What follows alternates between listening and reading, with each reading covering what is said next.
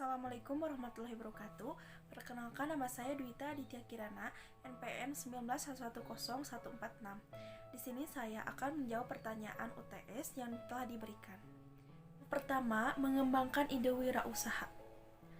Ide dalam konteks kewirausahaan di sini adalah gagasan dalam menciptakan sesuatu yang baru dan berbeda, sehingga dapat disimpulkan bahwa penciptaan ide bisnis merupakan penciptaan gagasan yang menciptakan suatu bisnis yang baru dan berbeda. Sebagai seorang pengusaha atau calon pengusaha, tentunya spirit dalam menjalankan usaha tidak boleh luntur atau patah semangat. Motivasi usaha merupakan suatu hal penting yang harus ada dalam diri sendiri, entrepreneur, muda atau yang sudah berpengalaman. Tanpa adanya sebuah motivasi, bisa dipastikan segala sesuatunya, termasuk impian yang selama ini diidam-idamkan, akan terasa sangat sulit untuk dicapai dan diperluas kesuksesannya. Sebenarnya, salah satu kunci untuk mendapatkan kesuksesan adalah dengan pantang menyerah serta tidak patah semangat dalam segala kondisi apapun. Maka dari itu, untuk membantu kesuksesan seluruh calon pengusaha serta pengusaha yang telah berkecimpung dalam dunia bisnis. Kemudian, mengembangkan semangat wirausaha, yaitu semangat wirausaha adalah jiwa wirausaha yang merupakan kekuatan dalam menjalankan wirausaha agar sukses sesuai visi yang diharapkan.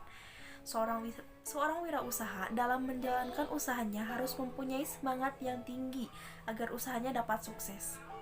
Di sini juga ada faktor-faktor yang mempengaruhi semangat seorang wirausaha, yaitu selalu berpikir positif, selalu berinovasi tanpa henti, selalu termotivasi untuk meraih keberhasilan, memiliki pribadi yang kuat, selalu ulet dalam bekerja keras tanpa henti, selalu menuntut perubahan ke arah yang lebih baik.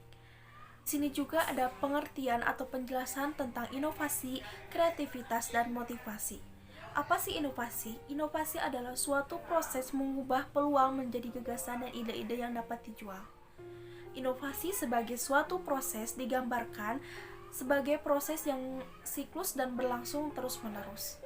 Proses inovasi adalah yang pertama, inisiasi, yaitu kegiatan yang mencakup keputusan dalam organisasi untuk mengadopsi inovasi. Pengembangan, kegiatan yang sesuai dengan pengembangan produk dan perencanaan proses, meliputi mengeluarkan ide dan memecahkan masalah. Implementasi, yaitu meliputi penerapan desain inovasi yang dibuat di sebelumnya. Lalu ada cara-cara mengembangkan kemampuan untuk berpikir inovatif, yaitu yang pertama, memiliki cita-cita dan perkayalah sumber ide, banyak membaca dan berdaya, ingin tahu yang tinggi, biasakan diri menerima perbedaan dan perubahan pada saat berdiskusi dalam mencari peluang usaha, tumbuhkan sikap empati, berusaha untuk memahami dan memperhatikan apa yang dipikirkan dan dirasakan oleh orang lain. Di sini ada juga kreativitas. Ciri-ciri orang yang berpikir kreatif diantaranya yaitu yang pertama, mandiri, terbuka, melihat dengan tidak biasa, rasa ingin tahunya tinggi, menerima perbedaan objektif dalam berpikir dan bertindak, percaya diri, berani mengambil resiko, tekun. Lalu ada langkah untuk membantu menerapkan kemampuan kreativitas seseorang wirausaha dapat dilakukan dengan cara yang pertama harus rileks, yaitu santai, melatih otak, menentukan keinginan melakukan sesuatu yang baik, memfokuskan pada memecahkan permasalahan yang ada. Lalu ada hal-hal yang dapat menunjang kreativitas dapat dilakukan dengan cara, yaitu dengan komunikasi terbuka, kenikmatan dalam mencoba ide-ide baru, kenikmatan bekerja, menerima adanya kebutuhan akan perubahan, mengutamakan laporan-laporan pengawasan dan perketat pada peraturan. Lalu ada motivasi. Apa sih motivasi? Motivasi adalah suatu dorongan atau kekuatan yang ada pada diri seseorang pribadi dengan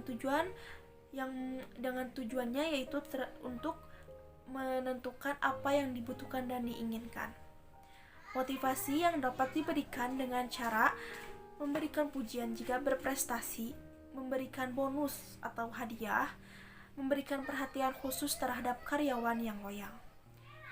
Di sini saya akan mengembangkan minat berwirausaha, yaitu di bidang produk. Bisa contohnya ini bisa dilihat, yaitu makroni.